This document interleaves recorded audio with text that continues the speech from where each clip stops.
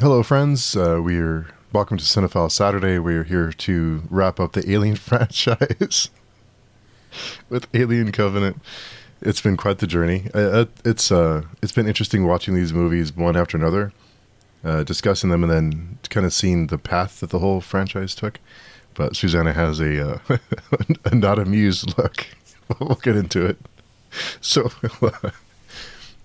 Just a heads up for everyone, we do have a schedule for the next, 2 months for what we'll be discussing. We have Rebel Moon next, we're doing Blue Samurai, and then we have movies like Vanilla Sky, some other things. I'll make a post underneath for the schedule if you're interested in joining us. But anyway, Anthony is here. He's a little stuffy, but he's toughing it out.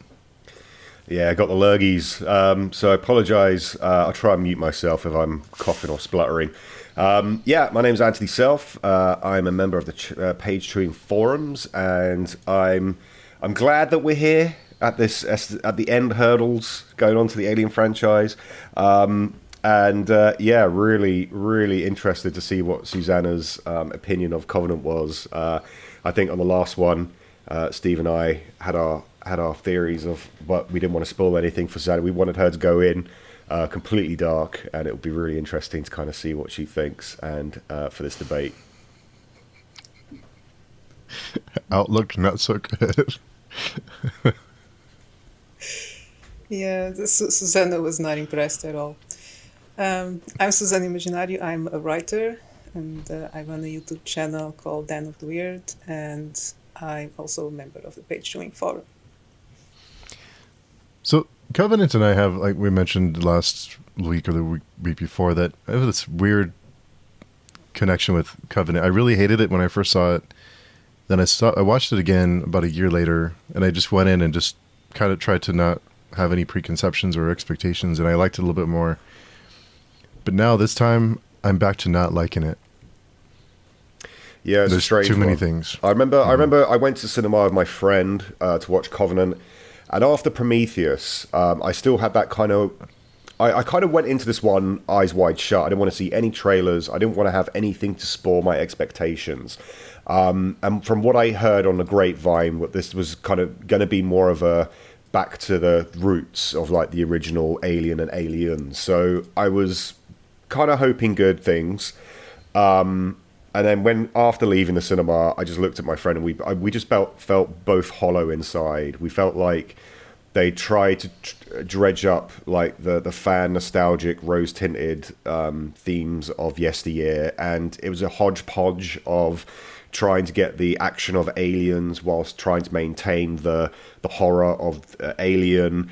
And in respect, I think there was a lot of feedback from Prometheus, and a lot of studio execs were obviously saying that Ridley Scott, like, look, no one really liked the direction of where this was going, so we need to kind of add in the kind of horror. We need to add the beast back in, and they tried to kind of create a new one with the neomorph and everything like that.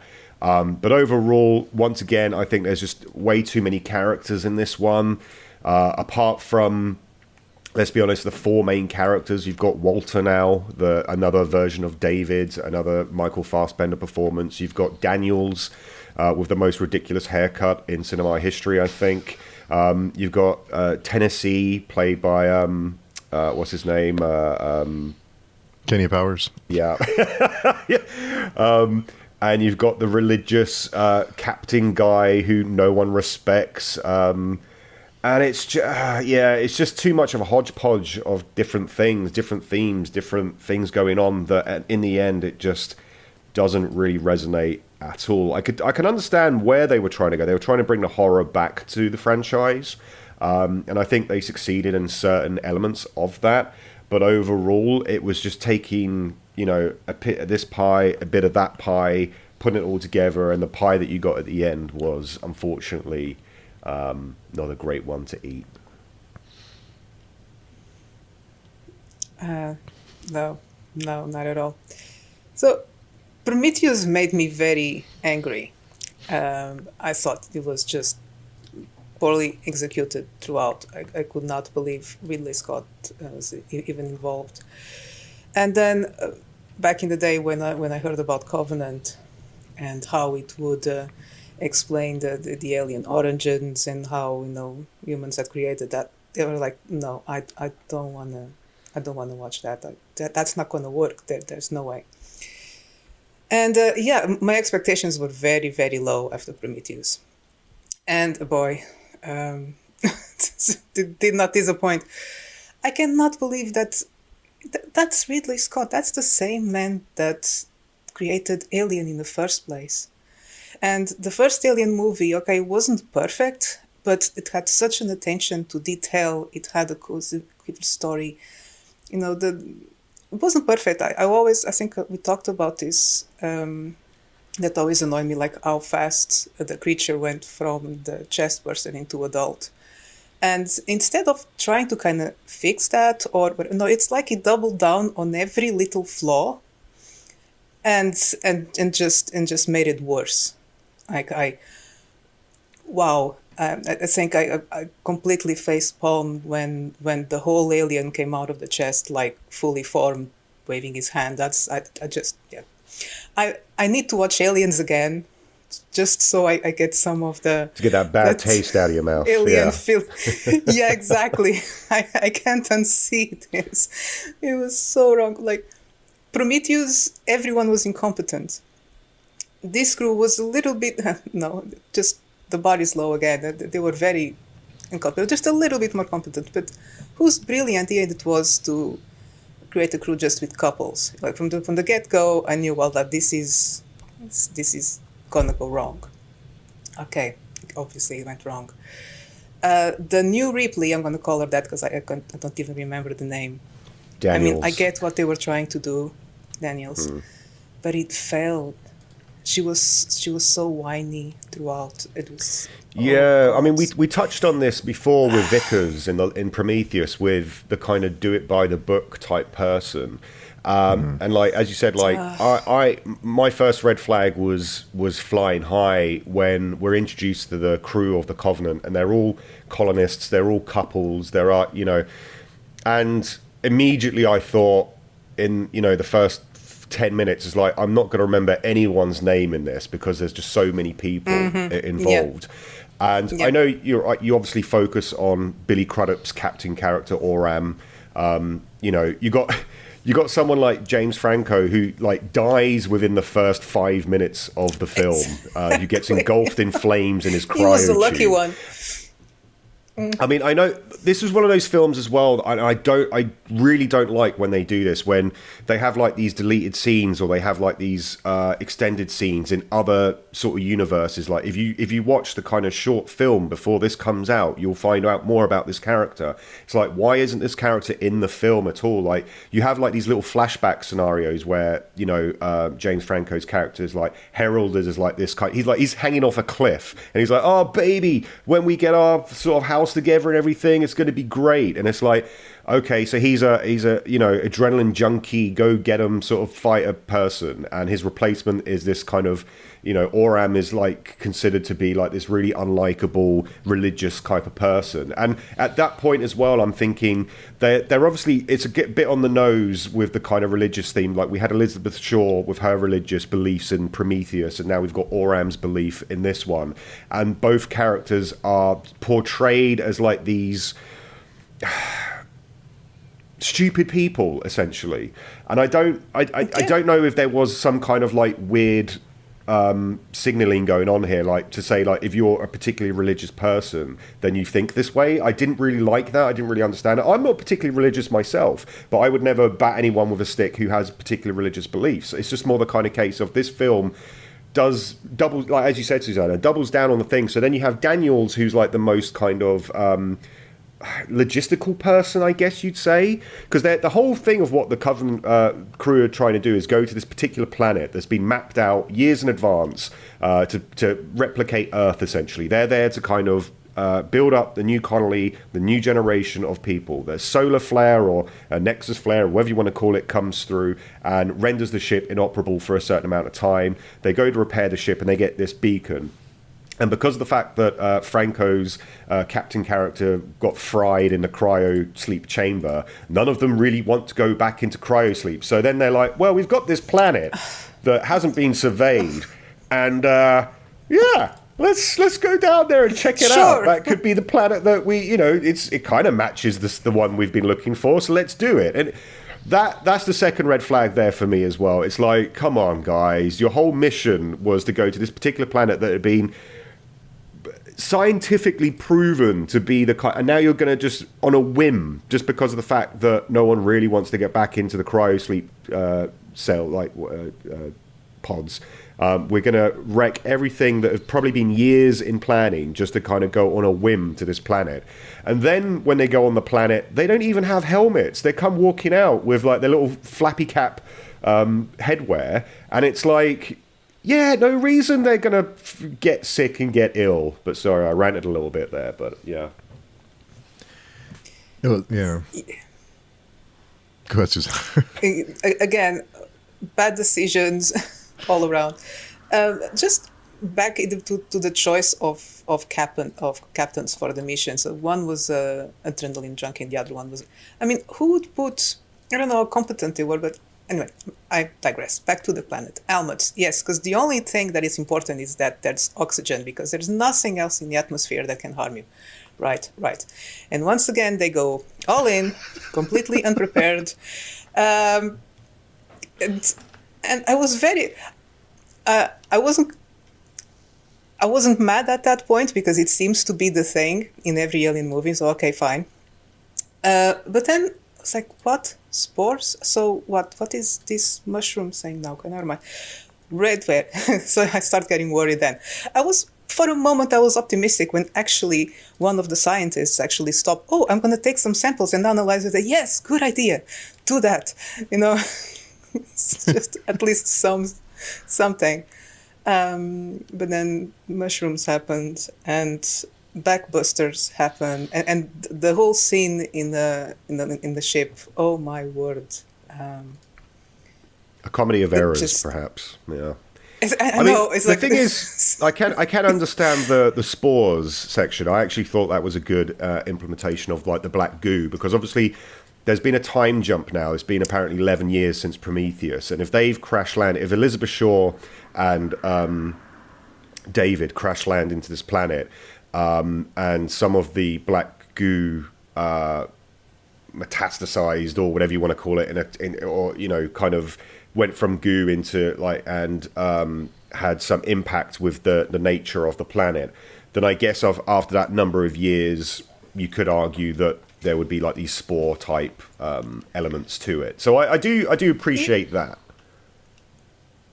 But it wasn't the whole thing about the spores, the virus, that it only attacked the flesh, the living tissue. Anyway, and then just remember something that really annoyed me as well. So Elizabeth, last we saw her, she was just driving across the planet with her bodysuit and David on her back, and she still somehow managed to go back to the ship, stop, and bring a couple of frame photographs. Oh, for fuck's sake. Sorry. Just there was no need. They could just found their uniform. What was with the frame pictures? Not even something that she could have tucked away on her pocket or whatever. No, they had to be framed. Just that sort of thing really annoyed me. Just because then I can't. It's very hard for me to suspend the disbelief with those things. Yeah, it's okay. So the whole. Okay, so you think about the universe, and you think about the chances of, first of all, that signal being received by someone alone, just a ship flying by, and then you add into the odds of we only received it because we were out of the radius of the whatever. So you have to be floating in space to get this signal. The odds of that happening are just, I mean, the odds of the flare or whatever whatever damaged the ship in the first place.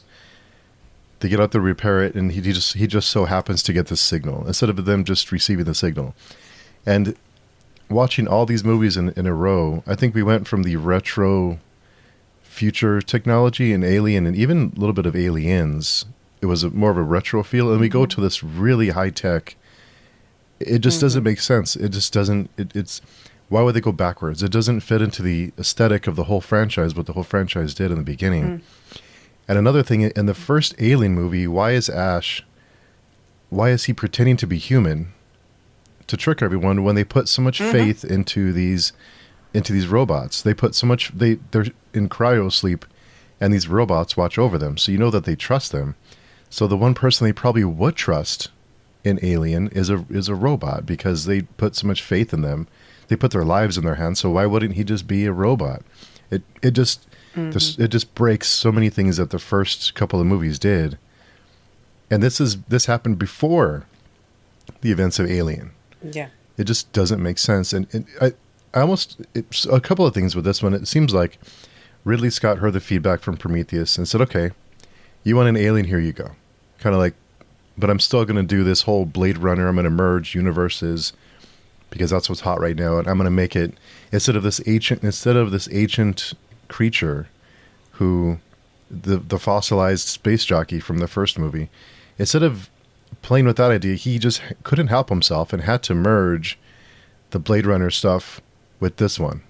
And it's just an ego. It seems less about the story and more about his ego is what it seems like to me. Yeah. More of like, I'm going to make this really slick, really visually stunning movie that doesn't fit the aesthetic of the first movies, but I'm going to do it anyway. And I'm going to make my other universe, I'm going to pigeonhole it in there and make it work. And it just doesn't. It doesn't work because he retconned everything. It destroyed the universe he built. You know, it could still have done something like it as a prequel almost. Because nothing fits. It just makes me sad. I thought it was just such a waste. While I was watching the film, I was just thinking, what a waste. Just what a waste of a great monster, great characters, a great franchise. It just felt very, very wasteful. Yeah, I mean, you have the neomorph, like the new kind of alien creature as such, that obviously the spores go into two people while they're on the planet when they kind of touch down. One is brought back to be quarantined, and then we have the kind of bursting out from the spine, which is obviously a bit of a role reversal of the chest burster. You're going to have the back burster now, which, you know, I mean, that scene, if it was trying to go for the kind of shock value of things like we had in Prometheus with the C-section of the squid baby, this one was the kind of juddering back burster neomorph thing. Yeah, I think like we've become too desensitized by then for it to have any kind of lasting shock factor. I did like the design of the neomorph. It's quick, it's agile, it kind of shares more with the kind of Alien 3 dog alien type creature design, but it's kind of, you know, albino sort of white in that respect. Then they have the whole, like, you know, slipping up in the blood, which was just farcical, I thought, that kind of part. The lady who kind of quarantines the two people inside the medical bay, then sort of gets a shotgun.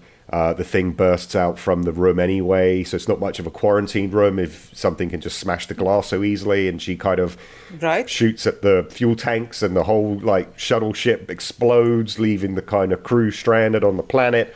Then the other guy starts, coughing and spluttering.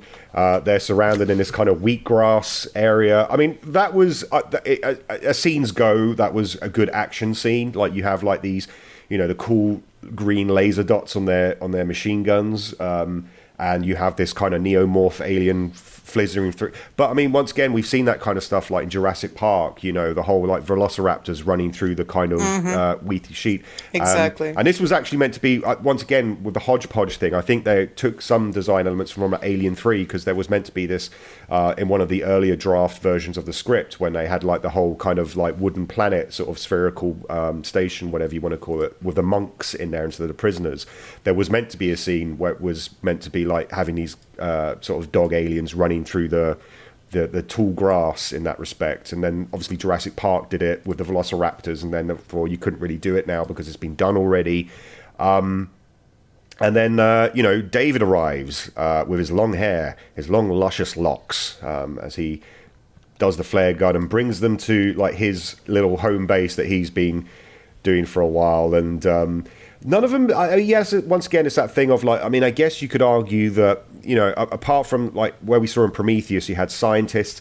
These are just colonists. They're probably skilled in carpentry and like building things and whatnot, but they're not scientists really. Apart from the one woman who's taken the samples and stuff, they're just.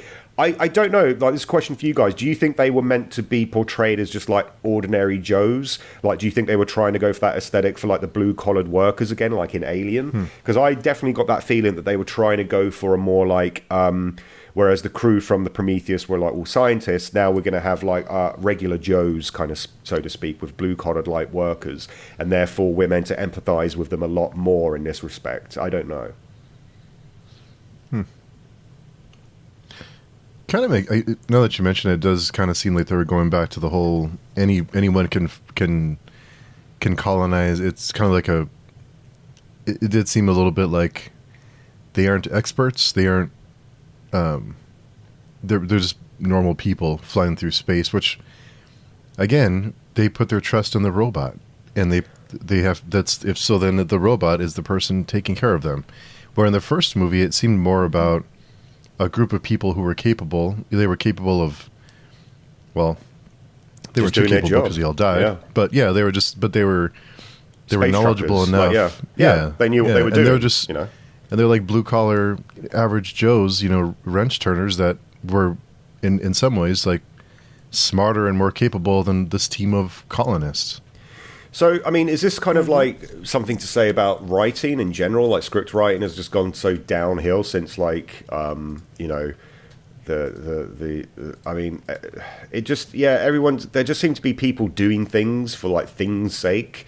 Like Daniels, like, I don't really know what her job was. It was never really sort of specified, or maybe it went over my head, but she's just there giving Oram a hard time because, he's like, people don't really want to sort of like, she's giving him, shit because like he's not making decisions as the new captain, and obviously she's heartbroken as well because her partner's just been killed. I get that, but also at the same time, what is it that she does on the ship?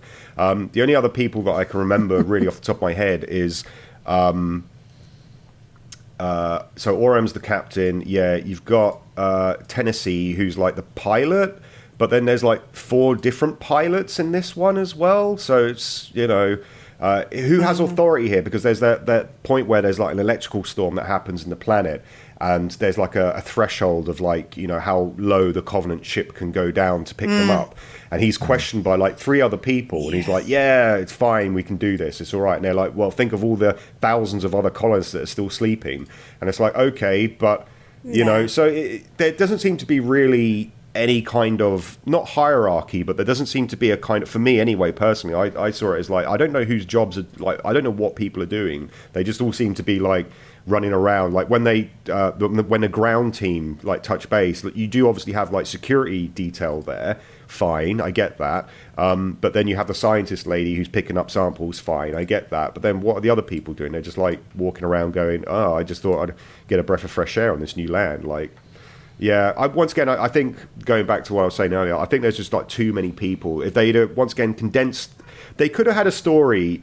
You didn't have to have like the partners element of it. You could have had like, yeah, we're colonists, but you could have had like a core team that for some reason have to be awake during the kind of space travel, or maybe like a maintenance crew. I would have preferred that if it was like maintenance crews that get awoken every, because I can't remember, how long does it take, how long is their journey taking them? Is it like meant to be decades, isn't it, that they're going from like Earth to this new planet?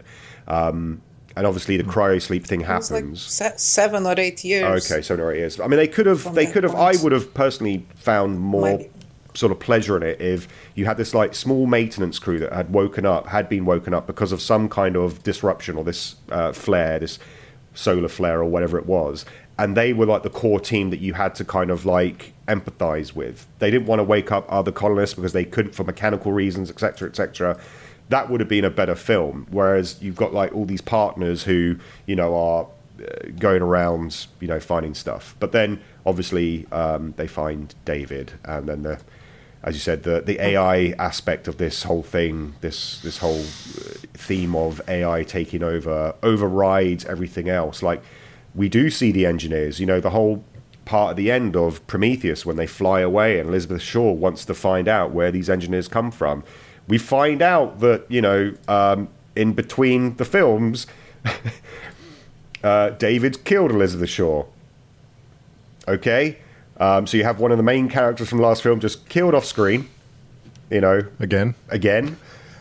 And then, is this meant to, I'm still, to this day now, a little more, like, he just releases all the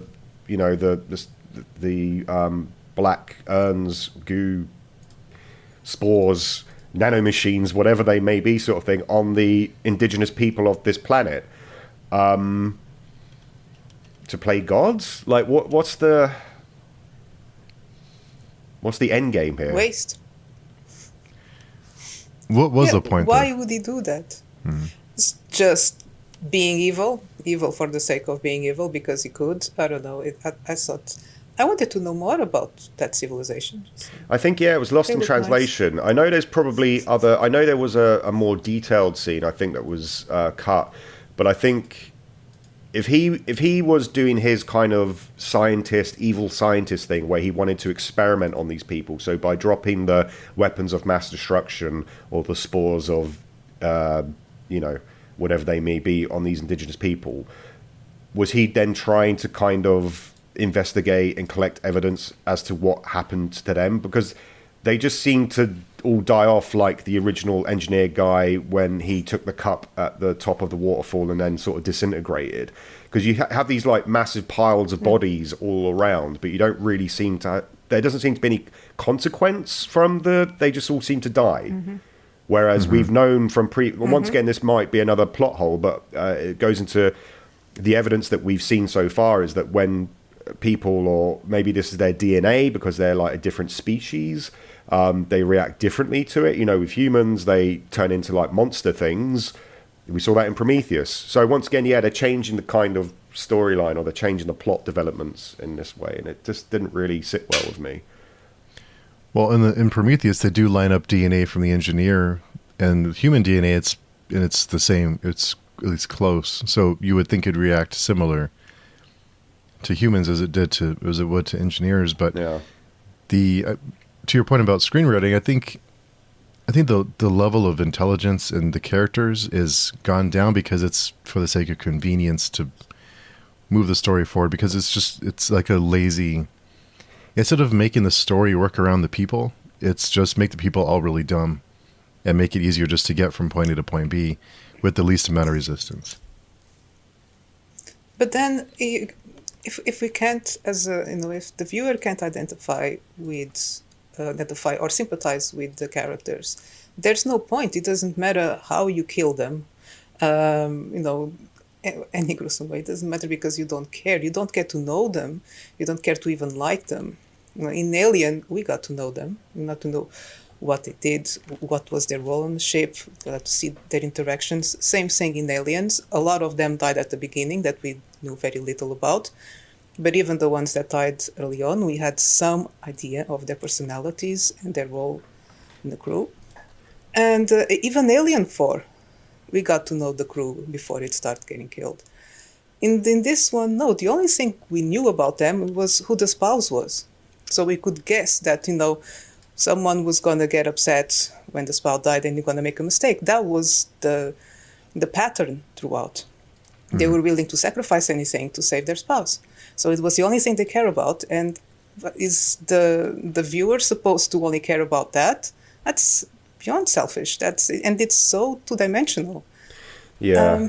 With Daniels, for example, who's obviously discount bargain bin Ripley sort of thing, the only kind of one thing that we get really from her is that she was going to build a house on this new planet sort of thing with Franco. Like they were going to build the house from the ground up, and she had the nail necklace thing, which really is just a plot device at the very end that we find out that Walter is not Walter, Walter is David. So the one emotional link that you have to this character is really a plot device to kind of make the audience aware that Walter is David. And like, to be honest with you, unless I don't know how you guys felt, but when they did the old switcheroo, it was like I called it out immediately. It was pretty obvious to me what was happening, what was going on. to anyone. I think it was one of the worst switches. I mean, there wasn't even any doubt. They tried. Oh, they tried when the alien was on the ship, but no, it's such an old trope. To me as well, I thought like, oh dear, for me. It was like a movie. I know, not wanting to say like, you know, a beginning, middle, and end, but this for me was like 3 different movies in one. The first half an hour to 40 minutes is the crew of the Covenant coming down, making a decision to come down on the ship. The second half is the kind of finding out about David's experiments with the eggs and like what he's been up to since his time alone. And then the third half, when they get back on the ship, just turns into this kind of action fest movie that all 3 seem displaced within each other. It's bizarre the way that the fluidity of this goes. The pacing is really off in this film. Like, whereas Prometheus had its issues, I felt like you were able to kind of define what it was. But with this one, it just seemed like some studio execs were getting involved, or someone in a position of power was like, we need to have more of this now. We need to have more of that. And the pacing just is hindered because of it. Like, there's literally the scene where when they find out about the neomorph and they find out that maybe David isn't what he appears to be, and you have Aurum going in, and we have another Kane moment where Aurum is like led into this sort of cave area where there's the egg, and like, is that meant to be fan service to say like, you know, David has created the eggs? He is the ultimate egg man now. He is the alien queen because he's like mixed DNA or whatever. Once again, it's not really established what he's been doing in his time. We understand from the pictures that he has in his cave wall that he's been experimenting with different animals and like different things, obviously to that planet. But he's effectively now the guy who's created the alien egg, right? Is that the thing we're going on down now? That it's not the actual creature, the derelict ship that we find in Alien? Is that going to be something that's been created from David? That's where the egg from Aliens came from, at the end of Aliens. But how the egg is... Yeah. But they were in a different ship. He went off in a human ship, not in the architect's ship. So I can't. But the egg was organic. I mean, at least they could have, created something slightly different. Because again, that goes against what we know about the eggs, that they were laid by the queen. Where is the queen? So was David laying eggs behind the scenes? And speaking about pacing, I was kind of not confused exactly, but again, I was just facepalming. Who edited that? Because it's like whoever wrote couldn't write a scene with more than 2 or 3 people in it. They were in that temple or whatever building it was, and the scenes were so disjointed. Like David would go and talk to this person and then talk to the other person, and then show the other. And in the meantime, what were they doing? They were just admiring the view, talking to each other in small, all divided, each one in their corner. You don't get any sense of time, which maybe that was intentional because, again, the alien went from tiny to big very fast. But yeah, David seemed to be like in all places at once, and everyone else was just off stage for most of the time, and then just pop up when it was needed. It just made no sense. Yeah, so when you never actually see them all together apart from the beginning. Yeah. You have the couple that you have like Tennessee and a couple of pilot people up in the Covenant ship that are above the electrical storm clouds.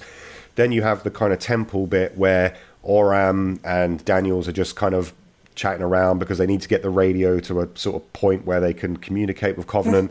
David goes off, has a conversation with Walter. What's the famous line? Like, finger my flute or whatever it is. That I burst out laughing when I... I'll do the fingering. I'll do the fingering. Oh. They must... I mean, come on. They must have known when filming it. It was like, come on. No. Exactly.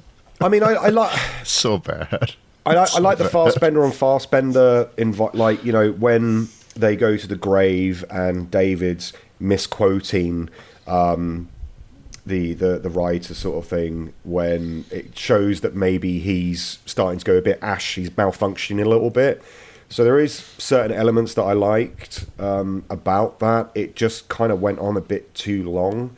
And then, yeah, they're doing like a mad dash back to the transportation that comes down to pick them up. And the neomorph, you get this kind of sense that maybe there's a Frankenstein monster ideology going on, because David obviously sees the grown neomorph who's already killed a person in the temple, and then it gets shot and killed, and he like loses his shit all over it, kind of thing, because obviously this is the first alien adult that he's seen, that he's crafted. I don't know, but the spore came not from his eggs, it came from the spore from the ground, and what the neomorph came from that. What Orum's alien, the one that does the little dance, or the little kind of comes out, does his little dance move.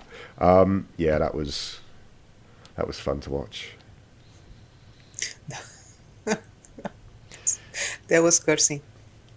I think another thing that hinders especially the last two, is this: they're trying to include these grandiose ideas and this religious stuff, and it's just like, why?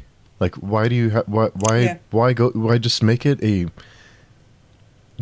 good movie? Like, you don't have to have all these epic, like themes and religious ideas and playing around with belief, and it's like, I choose to believe and all that crap. Like, what does it add to the movie? Nothing. Yeah, I think they really missed a trick there with Orum as the character as well, because he's obviously reluctantly put into this role as captain once Franco's character gets blasted, and you can he's a conflicted character, and I actually do like that. Billy Crudup is a fantastic actor, and his own wife, like or partner sort of thing, tells him, you have to lead the herd, essentially. So we know, like, maybe he was designated as like the pastor. He was going to be the church-going person for this group when they finally settle down on the planet and start colonizing. He's then thrust into this captain role, and no one seems to like him. No one seems to. His decisions are null and void. So then, instead of having some kind of narrative arc where maybe what could have been done is that he unifies the crew on the ground, so everything's blowing up. You've had you've had the shuttle pod that's blown up. Many people are dying. You have these alien creatures going on. You could have had him then unify the group and bring them together. And it didn't have to be through a religious kind of context. It could have just been the fact that, as people, but they don't really do anything with it. They just leave it. And then he blindly follows this robot who they've only known for like half an hour into this creepy ass chamber looking at some eggs, and then gets face hugged. It's just, it feels like to me, there were certain ideas, certain stringent points where they were like these threads of ideas. Oh, we could do this, we could do that. And then they just went, well, we'll just have him get killed off and we'll have another alien burst out of him, sort of thing. So, yeah. But I thought that was one of the biggest disappointments, was that his character could have done so much and could have actually had a really good arc, and ultimately was left disappointed by it all. Yeah. And Daniels, once again, she just goes from belligerent person on the ship to Rambo at the end, flying off hooks of this transport. It's, where did that come from? You have to have that suspension of disbelief for audience viewers. Like, once again, going back to Alien, yeah, we've talked about it in all these conversations, where that is such a great transition for her character, who is a do-it-by-the-book sort of person, goes along and then becomes a survivor. Whereas with Daniels, it just appears that, this stuff's going down, and then she just suddenly picks up a gun, and she's now like Sarah Connor sort of thing. Now she's here to kick ass and shoot bubblegum, and she's all out of gum, Mm-hmm. Yeah, that's completely over the top, unnecessary. The problem is, well, there's many problems, but why do they have to mix the universes? I mean, I get why they were the appeal of all the religious stuff, and wondering what is life, who is the creator, what is the meaning of this and the other. That's all beautiful. But it could just be in the subplot. You know, you didn't have to mix the two. You know, I think you could have had, Yeah. with David's character, obviously he's been there for X, Y, Z amount of time. I think, once again, another missed opportunity. You could have had David reflect on that kind of religious aspect, because he's ultimately becoming God, right? Or he sees himself as a godlike figure. And there's a lot that could be done there with Aurum, with Daniels, with him, with, like, in terms of him trying to maybe explain his godlike. I mean, I think even him and Walter do have a conversation about that, sort of when they're fiddling their flutes and everything.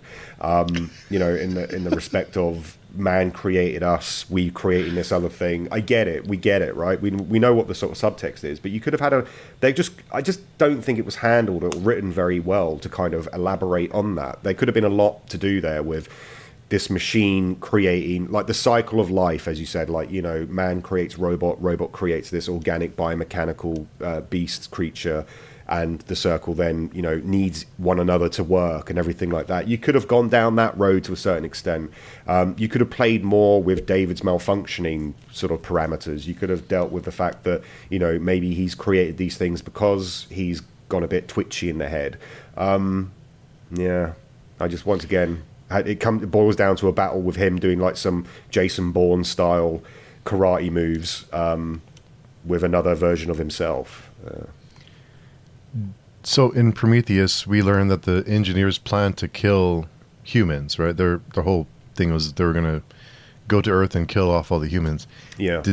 Speaking of that circle, did they intend to kill the humans because we created robots? Is It's that a thought process. what they're playing at? I think Elizabeth Shaw's character, doesn't she mention in Prometheus at some point that, like, they're deciding to arbitrarily wipe us out just so they can maybe start anew, like a clean slate?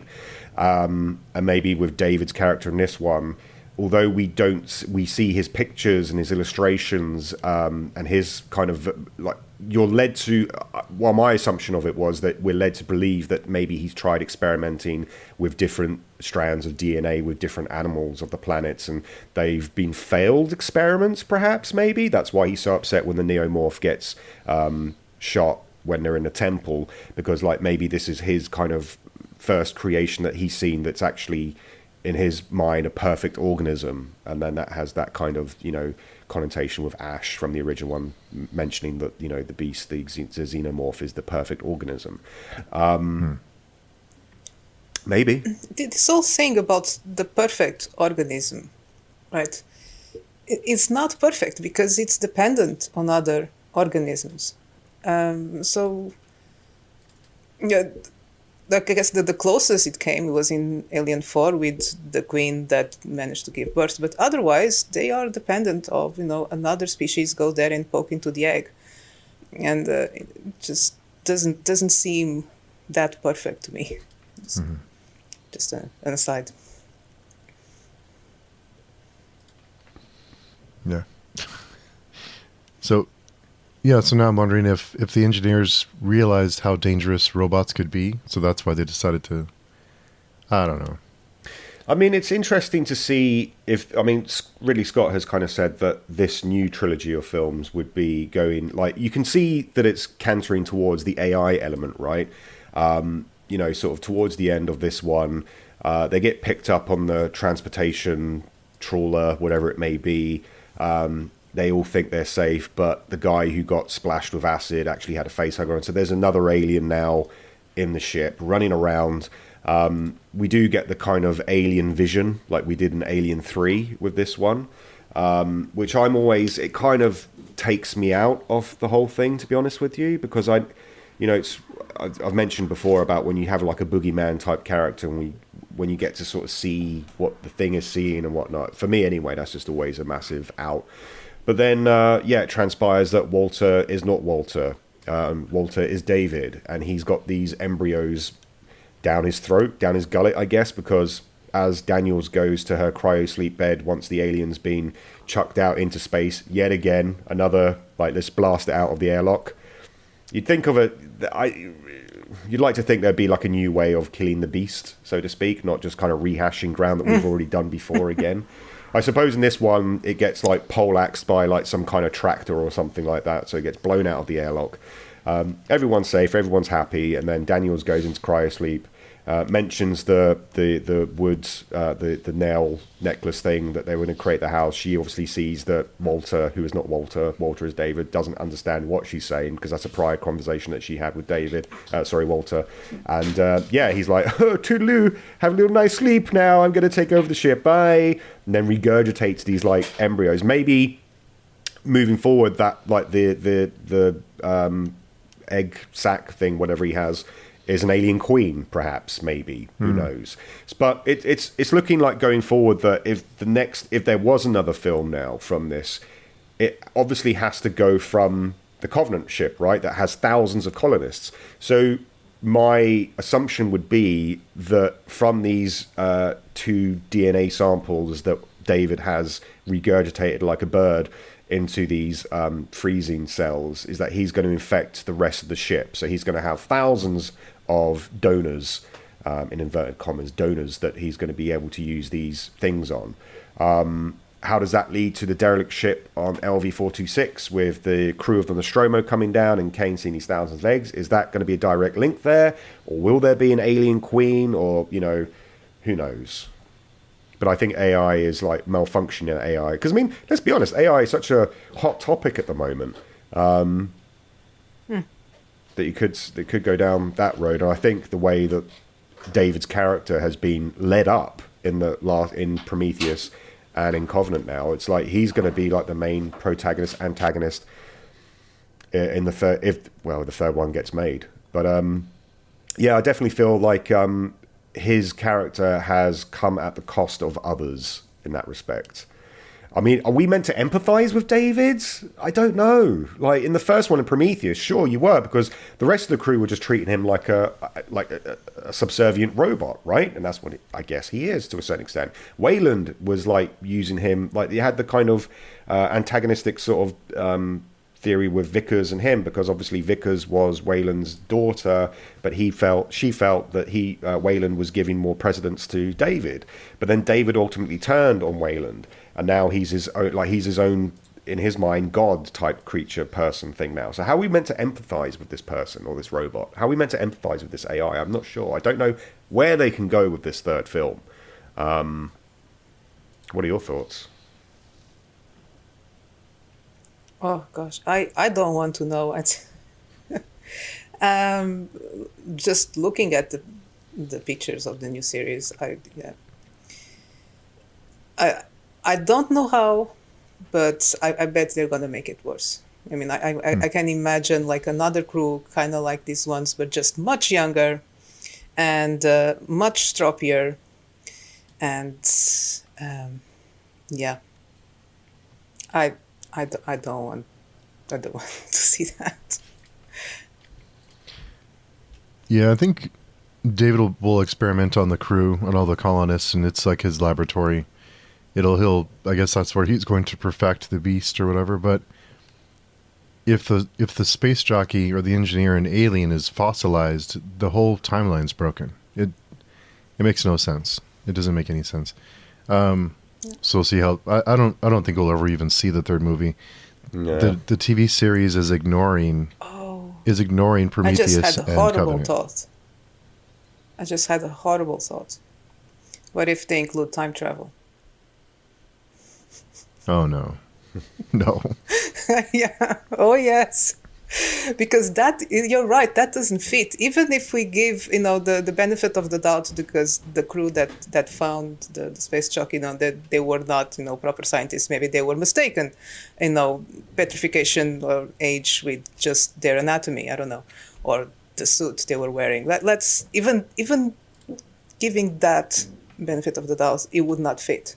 Mm-hmm. The technology, the timeline would just not fit.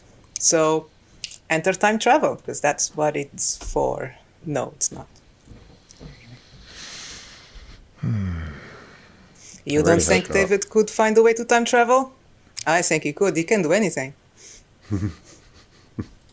Yeah, he could. Well, the TV series, the creator or the writer or the executive producer of the TV series is openly saying he met with Ridley Scott and they are ignoring Prometheus and Covenant. It almost sounds like they're trying to decanonize these. Yeah. Just kind of that's kind of the feel I'm getting. It sounds like they're process. moving that direction. Yeah. I'm tentatively hopeful of the TV series because they're focusing more on the company rather than, the beast or anything. So I'm looking at like what's been successful TV show wise recently. I wouldn't be surprised if they're going to go down the road of sort of almost like a Succession vying for power within Wayland Yutani type of show, like in what was the one with Damian Lewis, like Billions or Millions or whatever it is, sort of thing, like along those lines. So there's going to be corporate sabotage, there's going to be backstabbing, there's going to be all this kind of stuff going on, and then the alien creature in the background is going to be more of a subtexty type thing, or more of a subplot rather than the main thing. So I'm kind of curious as to find out what's going to happen with the TV series. With Romulus, I'm less so happy about in terms of what they're doing. Yeah, like with, hey, we've got these plucky young kids on this world, on this planet, and we're just going to make it like a slasher, which was once again the whole reason. The Alien was the anti-slasher horror film of its time, sort of thing. It was going against the grain for that reason, and what they've done is they've come weirdly full circle, and they're trying to make the creature like this, Jason Voorhees, Michael Myers, boogeyman type thing. And it's like that was the complete opposite of what the whole point of it was. So TV show, tentatively hopeful / optimistic about. Alien Romulus, not so much. It's the House of Mouse as well. I don't see it being anything but a cash grab, trying to bait nostalgia from fans of the original series and stuff like, or the original 2 films. And I don't think we're going to see a third film in this trilogy, i.e. Prometheus, Covenant. I believe it was meant to be called Paradise originally. That was the original plan. Whether that's still going to be the case, I don't know. I just think, when was Covenant released? That was like 2015, 17, yeah. It's been a good couple of years now, and I would liken to think that in Hollywood there's probably about 17 odd scripts or rewrites or something going on of what happens. So, and the kind of, the fanboy in me would like to read an online leaked version of it and sort of, see if it's worthy to be made, sort of thing, into production. And half of me would like to see it happen, just to kind of, so it's, it's all wrapped up in a nice bow. Whether they full chain circle it round to the Nostromo crew coming down to LV-426, don't know. Or whether it's a standalone thing that, David goes off on his own adventures and something happens there. Don't know. But, I don't think it's going to see the light of day. I'm here running an awful plot of David time travels, creates the engineers create humans, then humans create androids, and engineers want to destroy humans for creating androids, and the cycle continues. Like a weird Ouroboros snake eating itself, replicating itself again and again. Yeah, horrible story. I think time travel might be on the table. It has to be, right, to make it work, because it just doesn't work right now. Just a personal aside, what I really think. I love time travel. I write about time travel, and time travel stories are about redemption, are not about physics or about fixing. It's just about redemption, and seeing them misused so much of late, it's just heartbreaking. It makes me very sad.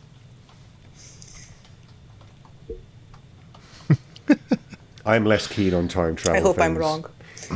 I want to be wrong. It's like I said, like within the MCU, as soon as they introduce the quantum world and time traveling type things and blips and blops and blaps, it's like you've lost me now.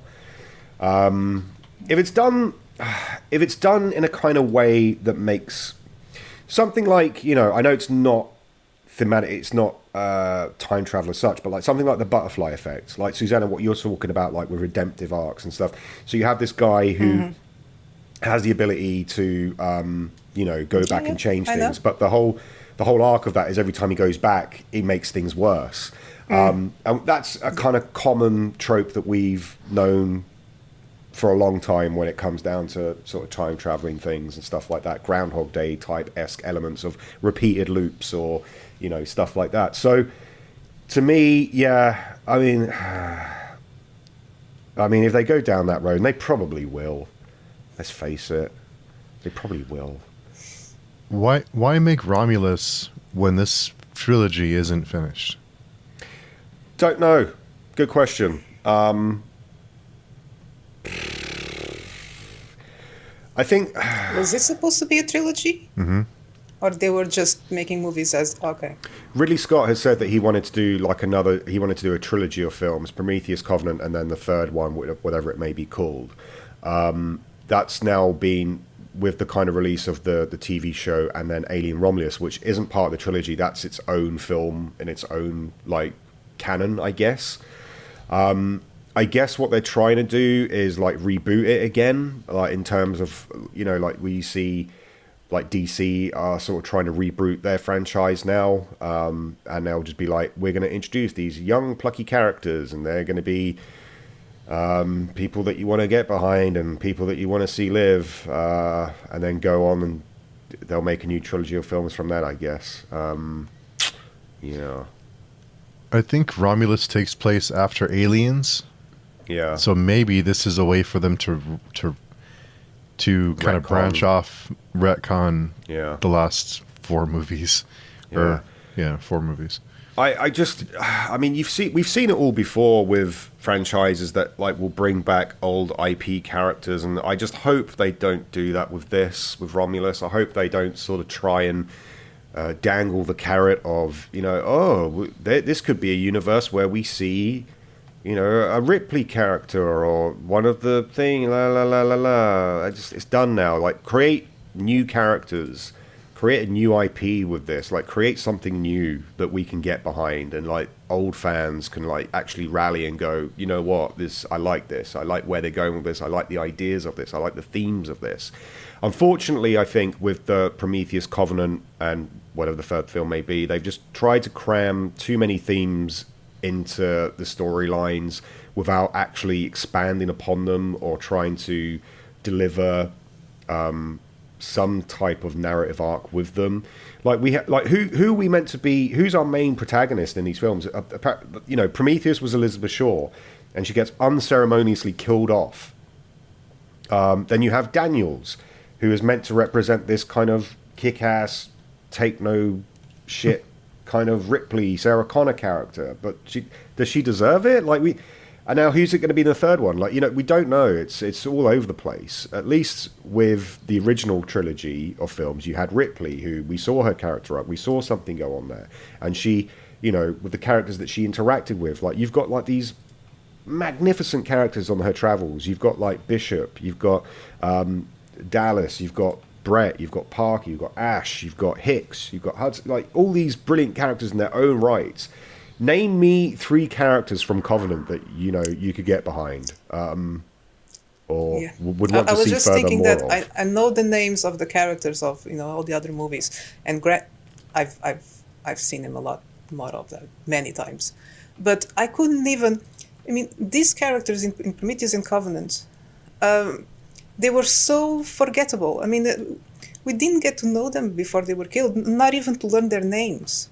Mm-hmm. Even the way the dialogue was written, there was nothing that you could kind of hold on. That character is the one that does this or that character.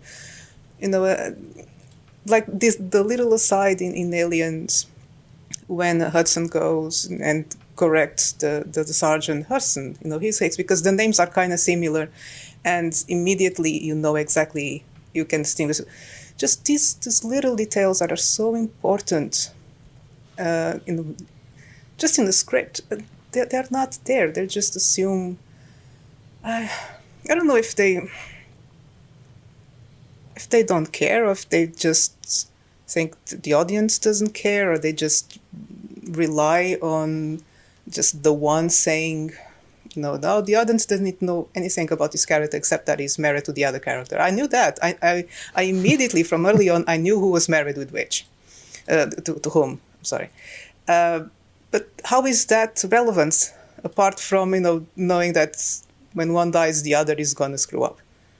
That was it. That was, it's too basic. It's sad. Yeah. I don't know. A lot of things just didn't make sense this time, more so than before, which is a little sad.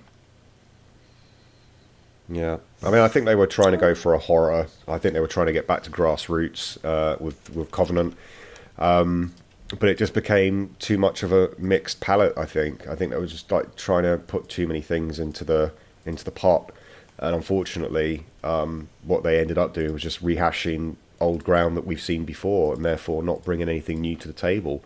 I'm not saying you had to, I mean, they bring a new kind of version of the alien with the neomorph. Okay, I get that. It comes out your back instead of your front. Okay, fine. They bring in the kind of fact that David is potentially ultimately the person who created the eggs, or the biomechanical version of the alien that we've come to know from previous years. I don't know. Like, as you said, like they could have done something like with the engineers, more so in this one. You've gone back to their home planet essentially, and then all you've done really is wipe them out in a very short scene. You've just wiped them all out. There's no hit. You don't find out anything really about their history. You don't really find out anything about their way of life or what they do. I'm not saying, I'm not waiting for some David Attenborough, hour show talking about like the engineer's life cycle and stuff. I don't need that. But also at the same time, you're not giving anything new. You're just arbitrarily wiping out this civilization because, for reasons. But was it the engineers' home planet, though? Because they didn't quite look like the engineers. They looked like another version of us. Yeah. I mean, it could be some kind of subspecies version, or it just could be some... Yeah, they look a lot more human. Yeah. They were smaller, and their features were more human-like than the engineers. The engineers, they almost... I was thinking this the last time we talked, because they were so... I mentioned that this kind of perfection almost on the brink of being almost disturbing. I wonder if the engineers themselves were engineered. I don't know, kind of, that would be an interesting question. And there was something I wasn't sure. I know there are deleted scenes. I didn't even bother to go and look. But I remember thinking, wasn't they supposed to go to the engineers on planet? This doesn't look like it. That they don't look like them. So what was up with that? At the very least, they would be able to defend themselves. I don't know. I expected something different. Or at least know that something's wrong. Who's piloting the ship? I don't know. I don't know. It's too bad. But it does sound like they're trying to distance themselves from Prometheus and Covenant, just because, like we've talked about through all these movies, is sometimes it's better to not know. Sometimes it's better to not know things. Yeah. Or to at least get hints or something. To know. Got to leave a bit of mystery. I mean, that's what made Alien so good. Like, they come to this derelict spacecraft, and there's, even though it's so alien that you're sitting there and you're kind of, what do humans fear? The unknown, right? So they're tapping into that kind of primal fear. And you have these things that were wonderfully created by Geiger, sort of thing. And the whole aspect of your brain, your imagination does the work for you, because you're thinking, what about this? What about that? What about that? And then to be kind of explained, but not really explained about the reasoning behind it, just leaves you a bit confused, and it leaves you a bit like, well, I mean, you know, I would once again, as I said before in our other chats, like I just would have preferred a Colonial Marines film. You know, bring back like a ragtag motley crew of Marines that are going off and they're, you know, doing this and doing that. Yeah, take my money. I'll watch that because I know what I'm getting myself into. Could it be an action film? Sure, it could have been. Let's go that way. That's what I would have preferred to. Fine, you have these themes of religion and creationism and stuff like that. Fine, that's great. But then actually expand upon it. Like, okay, just saying, oh, I've created David, or Wayland's like, I've created the perfect sort of AI type thing. But is it perfect? No. Okay.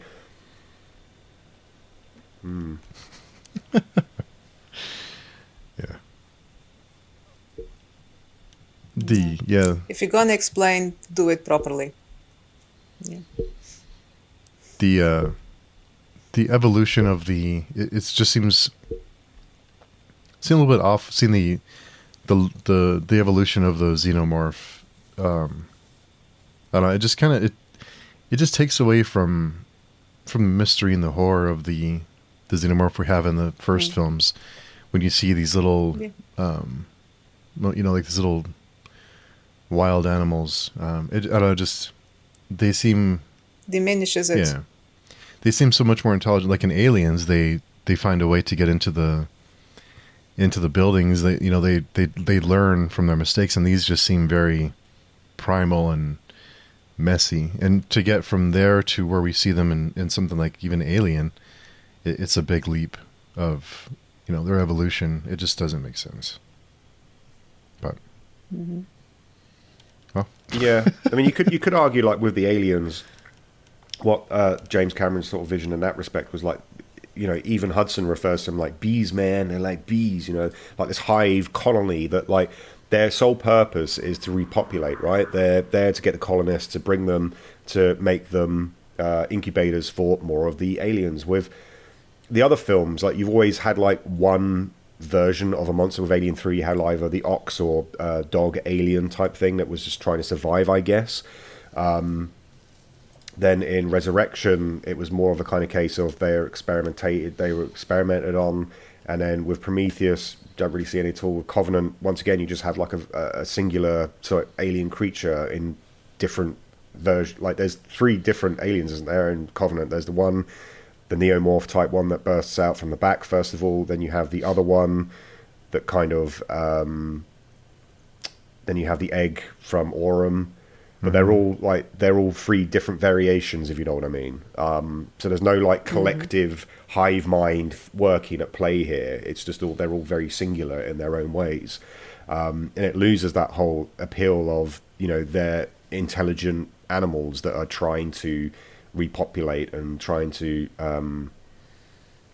you know, birth more of their own, because effectively the perfect organism is something that wants to thrive and wants to become like a you know, like a virus or something. It needs to thrive. It needs to emerge and expand. And you don't really get that with the most recent versions of things here. So, and they didn't use practical effects for the creature, the xenomorphs either. That kind of took away from it too. Yeah, I mean, the neomorph I did enjoy. Like, you know, when CGI is done well, when you don't notice it, then fine. Like even when it's kind of when they're in a temple and it's kind of decapitated the woman who's going to wash her face, and you just see it there sort of breathing, that was fine. But then when you have the alien running out in the daylight when they're on the trawler and you see its elongated arms, and it kind of loses its kind of danger. I don't know if that's the right word, but like it loses its kind of appeal, because we've always seen it slinking in the shadows. We've always seen it in the darkness. It's like there's a reason why you don't see Batman during the day, sort of thing. Do you know what I mean? Because he's more menacing at night, and it's the same thing here. When you see it in the daylight and you see a CGI alien on all fours, like smashing its head, it looks good because the effects are good. But like, let's say 20 years down the line, is it going to look that good? I don't think so. With what's going on, you know, and how we're ever growing with the technology and the kind of things that we can do. The best of CGI has always been CGI that you don't notice. When you notice it, our human brains scramble it and say, this is not real, therefore I am disengaging and I am detaching from it, you know? Yep.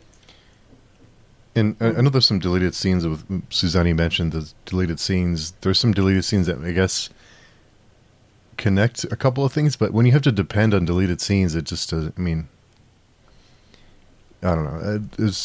But killing Shaw after all that in Prometheus, to have Shaw killed and then to see her just kind of dissected and just kind of experimented on his experiment. It's reminding me a lot of Alien 3 with Newt and Hicks. He just...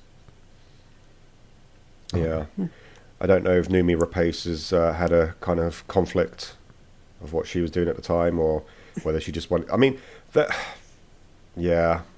It just seemed a waste. And there's like a throwaway comment, isn't there, of like, oh yes, she reattached my head and made me better, and it's like, okay. And then I tortured and killed her. Yeah. It's like, okay. Like, why would she do that? Okay, not my favorite character. Nothing against the actress; she's amazing. I mean, everyone in Prometheus, they did the best they could with the characters they had. I'm not complaining about the actors, but why would she attach the head? It was perfectly fine with just, functioning with just the head. All the help. I mean, after all he did to her, to the crew, to everything, why give him See, the once agency? again, I mean, that's your personally, I that's would the just keep the interesting head. story. Yeah, like she knows that David killed her partner, right? In Prometheus. Yeah, She knows why? that. So there you have a story. You have a story right there. You could have had it, at the end of Prometheus, where they blast off to find the homeworld planet of the engineers. The next story, could have started with them, their kind of sort of reluctant relationship. They have to like lean on each other. Maybe Shaw's like, I don't know what I'm doing. I need your help. He's like, but I'm just a head. I can't really do much. It's just being a head. She was like, but yeah, you're a treacherous son of a bitch. I'm not going to put your head back on. I know what you're up to. You could have had this whole thing play out. And I'm sure there probably are versions of scripts where that is the case. But that would have been a lot more interesting, I think. Like their dynamic would have been... You set it up so well in Prometheus. Maybe they have to rely on each other. They only can survive with there being, David being able, fully bodied, to help her out in a situation or something. Like even that would have been far superior to kind of watch and see how that played out. And then the inevitable... I would love to have seen a film just with like Shaw and David and their travels to go to the alien homeworld, and they're trying to survive, and it becomes like a buddy cop show or something, and they you get to that moment at the end where you think and then he just snaps her neck or something. It's like, oh, you still went ahead and did it. Like, that would have had more resonance. But hey ho. I'm sure there's probably some comics or there's some kind of literature out there that kind of goes into it full depth. About what happened between them, but unfortunately we don't get to see that on the screen. We just see a kind of, as you said, a little photo frame with her dog tags, and then later on we see a dissected head neck thing that goes in with more Geiger design. Yeah. Missed opportunities. Yeah. Yeah, it's too bad. So, I guess... But this was fun. I mean, if not for these discussions, I probably would never bother to watch. So now I know. And it was great to rewatch the first movies again, which I'll probably watch again soon, just to keep my good image of aliens in my head. Because, but it was very interesting to see the progression of everything: special effects, cinematography, writing, even acting from the 70s to now. It's just, well, let's just say it didn't quite evolve the way that I would hope. It felt like in each, after Aliens, it just kept losing itself a bit more. Yeah. Which is sad. Yeah, I totally agree. I think it's kind of lost its identity over the years. Steve, I'd be more than happy to join another kind of conversation like this when the TV show comes out. To discuss what happens. Yeah, no, I think you're right, Suzanne. I think it lost its identity. Probably, I you see the original trilogy will always have a place in my heart. Even the third one, which I know is like the dark Yes. horse of the original trilogy, but I still have a place for Alien 3 in my heart. That should have been the swan song. That should have been the end of it. I mean, Ripley dies in that one. That's the whole. That's it. Should have ended there. Yes. I think looking on paper 10 odd years ago, whatever it may have been, yes, we're going to find out the engineers, we're going to find out about the home, la la la la, AI. Like, I love the themes, I love the kind of conceptual design of where this new trilogy could have gone. Unfortunately, I think there was either too many chefs in the kitchen, too many studio execs making decisions on certain things, too many ideas that were flying around. They should have just stuck with a very kind of thematic theme, or a thematic line of, we're going to look at this, we're going to explore this, we're going to have these characters that you're going to try and grow to love and whatnot. But it's just been too much of a hodgepodge, too much of a, everything's been sliced and diced and everything thrown into the mix, trying to rehash old ground for a new generation. I don't know. You're always going to have fans of the original that are going to be vehemently shielding the original IP. So you'd have to go a different direction. I don't think this was the right direction they went down. Creationism and whatnot, and like the life cycle of the aliens and whatnot, would have been dealt with in a better way if it was handled a lot more sophisticated in that kind of sense. I'm not sure. Yeah. So loss of identity, I think. Yeah. Yeah, I think it's time to put the franchise away for a long while, or just maybe wrap it up somehow, do something to connect the dots, and then just, because the great franchises that we talk about, like, are the ones that they had their run and they stopped. They didn't keep coming back, and it just becomes too messy. Too many people touching it, too many things happening, and they start making decisions out of convenience, and it just doesn't work. Just let it be what it was and enjoy it and appreciate the run we had and leave it alone. But Yeah, exactly. so that was fun.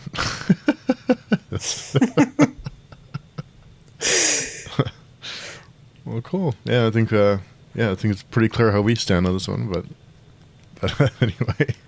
Well, So, let us know. yeah. For the people that are hearing this, let us know your thoughts. You know, like, would like to know. We talk a lot of stuff, but maybe we've missed a lot of things out that, you know, we haven't really thought about. So yeah. Could be, but you know, I don't know. So if I know some people talk about deleted scenes, and it makes more sense if you see this deleted scene or that deleted scene, or kind of like in Prometheus, it makes sense why, because he encountered a creature before that. So, but it's like, just put it in the damn movie then and make it make sense, and don't make me go look at extra features. You know. Exactly. There is a worrying trend now where films are becoming like 3 hours, 3.5 hours long, 4 hours long, and whatnot. What point do you get to? And it's like, you know, to be able to condense something into like an hour and a half, 2 hours. I don't mind watching a 3-hour film, but when it gets to, if we're going down that line of a film now will become so epic in scale that we'll be sitting in the cinemas for 4 hours, that's when it's like, wow, okay, when is too much, you know? So, but I totally agree with you. I don't think there should be any films where you have like the kind of deleted scenes, or the extras are like something that you have to go off and see on your own, and becomes a mission to kind of then connect the dots yourself. It should be in the theatrical version. Like, yeah. Yeah. No, extras should be, as the name says, extras. You know, Lord of the Rings was a good example of that. You know, the movies were long, and there was a lot of extra footage, but it didn't detract from understanding the cinematical version. You know, if you're just gonna hide scenes from the audience to make them speculate, or, you know, just the hardcore fans that go and find it and then go, oh, you're stupid, you didn't get it because you didn't watch it. Come on, give me a break. I'm sure someone's listening and saying that right now, but yeah. It is what Possibly. it is. Yeah, I don't know very many people who are defenders of. I know there's some people who really love Prometheus, but I don't know if I've ever heard anyone really like a huge fan of Covenant. Like just, I don't. I'm sure they're out there, but I don't know many of them. Oh, well. I find that I hope.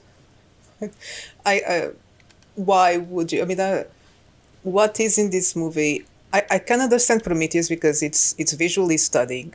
You know, if you really don't care about the plot or Alien at all, I think you take some enjoyment out of just watching the movie, in silence. But Covenant, no, they didn't even have that. I think Covenant was just like a stretcher to get David from a planet to be on board a ship where he can now,